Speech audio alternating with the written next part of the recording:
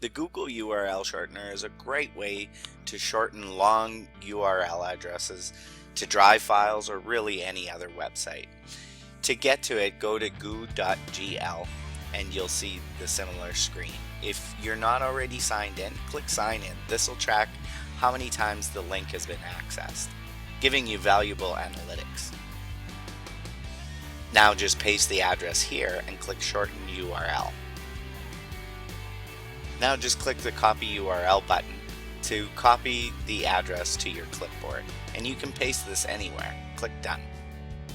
Next, it's always a good idea to test this out to see how your visitors would see this. Click the New Incognito window from the Chrome menu, and then paste your URL address in the address bar. Navigate to the site. If you get a permission error because it's a Google Drive file, you might want to check your permissions there. Otherwise, you can preview your website and paste the link wherever you need to. At any time, you can go back to goo.gl and check those metrics out. Next to each link is a menu button where you can check the analytic data and generate a QR code. Just right-click on the QR code and you can save this image to a file on your desktop.